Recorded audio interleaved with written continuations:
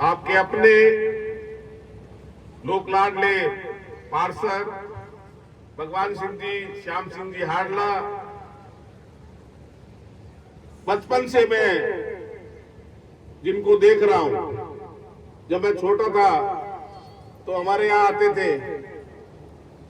जियाराम जी, ये हमारे फूफा जी भी लगते हैं और हमारे साथ लक्ष्मण है, उनके पिताजी भी हैं, कृष्णाराम जी, किशन जी हिड़किया साहब, रामदेव जी पवार और सामने बैठे जितने भी पिता तुल्य बुजुर्गन, सबको प्रणाम करता हूं और नौजवान साथियों को नमस्कार। साथ में इतनी संख्या में हमारे समाज की मैंने ये पहली मीटिंग देखी है जिसमें मातृशक्ति बैठी है, मेरी माताएं, मेरी बहनें, सबको मैं प्रणाम और नमन करता हूं। आपने मेरा आभार और सम्मान समारोह रखा, इसके लिए मैं आप सबका तहे दिल से आभार व्यक्त करता हूं। मैं कोई इतना बड़ा हूं नहीं और मैं इतना बड़ा आदमी भी नहीं हूं। मैं आज एक साधारण कार्यकर्ता हूं और आप में से ही निकला हुआ हूं और आप जैसा ही हूं।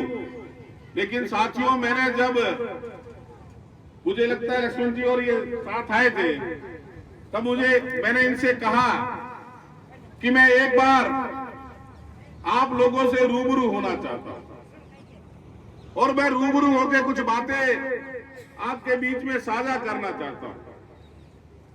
इन्होंने मेरी बात मानी और आज अपन एक मंच पर एक साथ बैठे हैं।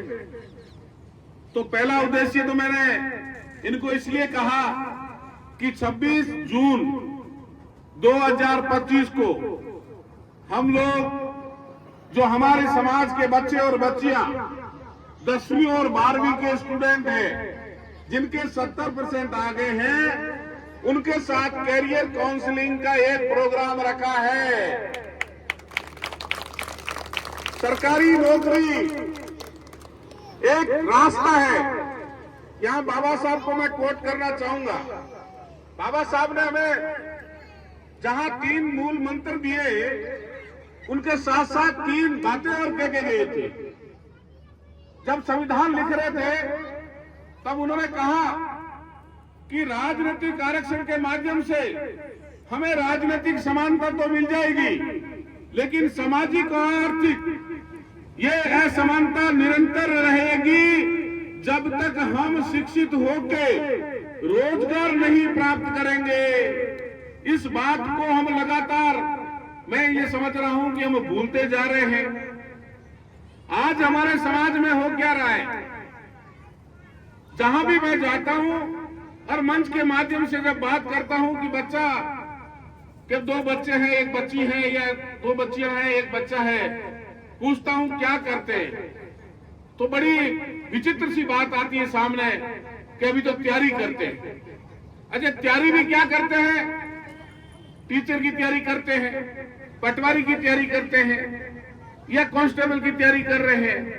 मैंने कहा इससे आगे क्यों नहीं बढ़ पा रहे हैं? क्या योग्यता नहीं है हम में से? आपके अपने बीच में किशन जी ने किया, मेरे हिसाब से 1984 में होगा आपका, 1984 में जब बिना साधन, उस जमाने पढ़ाई के लिए शायद पूरी लाइट नहीं होती थी, अगर ये IRTS बन सकते हैं तो इस मोले से दूसरा IRTS क्यों नहीं बन सकता? ये चर्चा मैं आपके बीच में करने आया हूं आज। ये सामाजिक और आर्थिक असमानता, एक समाज इतना आगे बढ़ गया, एक समाज इतना पिछड़ा रह जाएगा, उस गैप को हम कब पूरा भरेंगे? और बच्चों के साथ क्या हो रहा है कि अभी तैयारी कर रहे हैं, सब तैयारी कर रहे हैं, MA हो गए, LLB हो गई, PhD हो गई, लेकिन रोजगार की तैयारी नहीं कर रहे हैं। हमें ध्यान रखना होगा बच्चों के, बच्चियों के प्रति कि जो बच्चे इंटेलिजेंट हैं, आगे बढ़ सकते हैं, उनको आप सरकारी सेवा में लगातार लगे रहो, तैयारी करते रहो। लेकिन अगर कहीं भी ऐसा महसूस हो रहा है कि एक बच्चे के 60 से 70% से ऊपर या उसका मन कहीं और जा रहा है, क्या अच्छा क्रिकेटर नहीं बन सकता, अच्छा फुटबॉलर नहीं बन सकता, अच्छा साहित्यकार नहीं बन सकता, क्या वो कवि नहीं बन सकता, क्या वो अच्छा कारीगर नहीं बन सकता, क्या अच्छा वो मिस्त्री नहीं बन सकता, क्या और अच्छा उद्योगपति नहीं बन सकता। हर चीज में पढ़ाई की आवश्यकता है। और जब हम पढ़ेंगे, आजकल हो क्या रहा है पढ़ाई में भी, एक चीज और नोट करो आप, या माताएं बैठिए, बच्चे आए बस्ता फेंका, यही नहीं है आगे की पढ़ाई हमें करनी क्या है। जो पढ़ाया गया है उसको अगर हम रिवीजन नहीं करेंगे तो हमारे नंबर अच्छे कैसे आएंगे, हमारी मेमोरी साफ कैसे होगी, क्योंकि आपको कंपटीशन किससे करना है।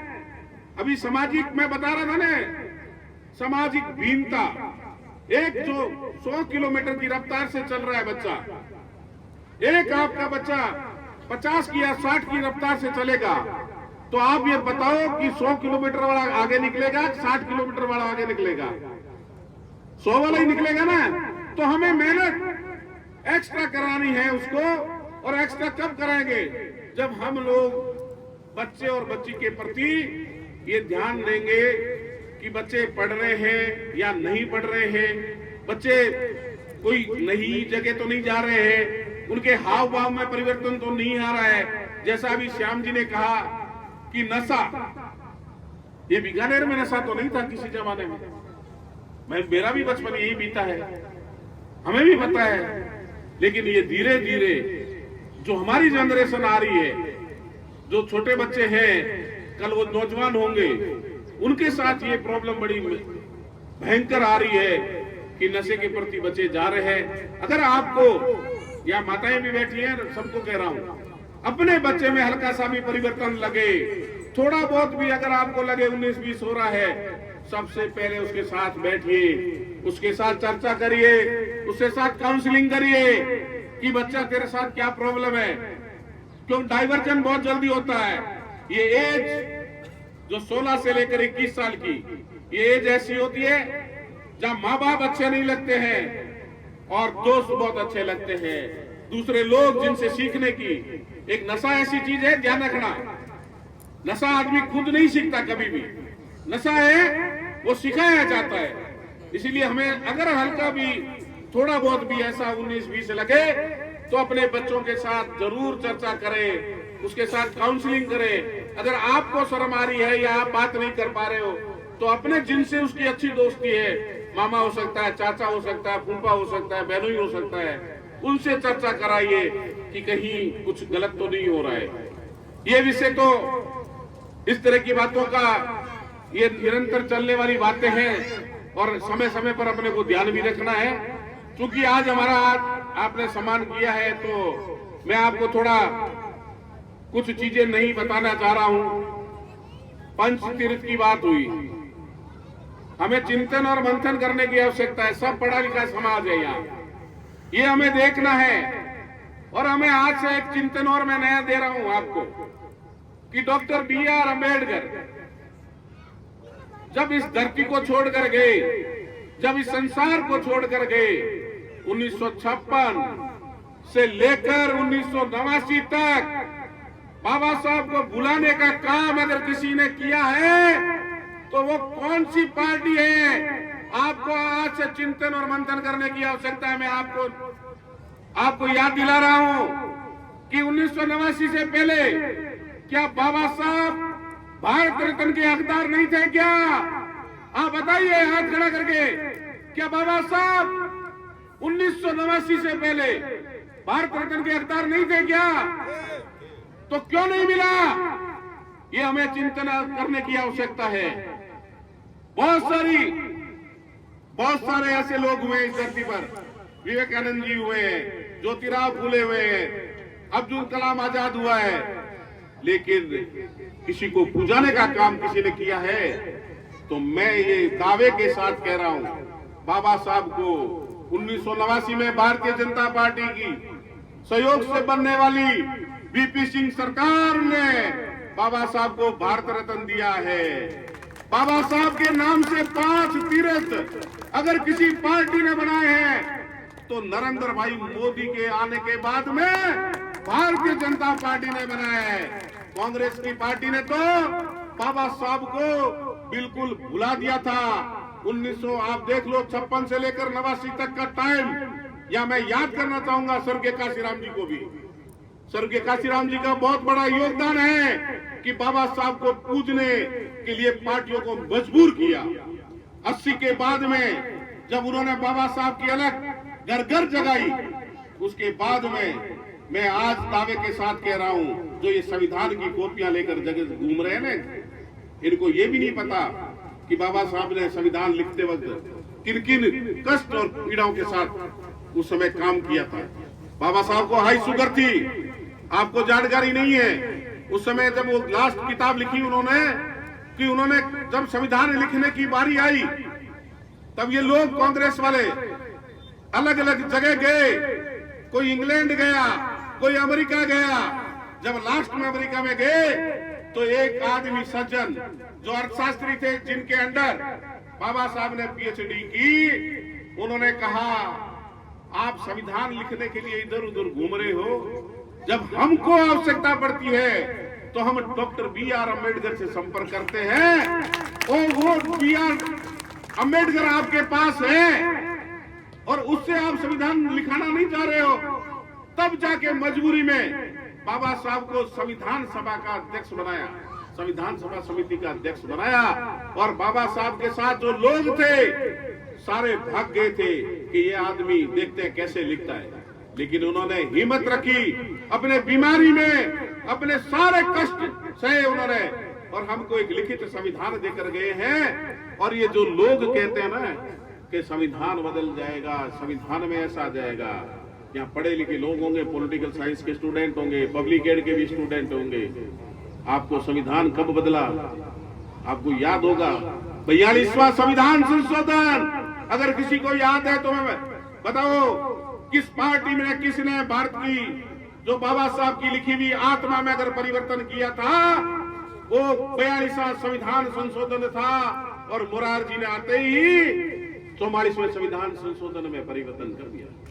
तो हमें देखना पड़ेगा कि जो बाबा साहब के नाम से हम लोगों को, और मैं तो केंद्रीय मंत्री जी के लिए मैं कह नहीं सकता क्योंकि वो मेरे पिताजी हैं, मैं कहता हूं ऐसा केंद्रीय कानून मंत्री, हम लोगों को ऐसा लगता है कि सुलभ सहज है, आप किसी मंत्री से मिल नहीं सकते। लेकिन हमारे जब से केंद्रीय कानून मंत्री सांसद बने हैं, उससे पहले राजकीय सेवा में रहे।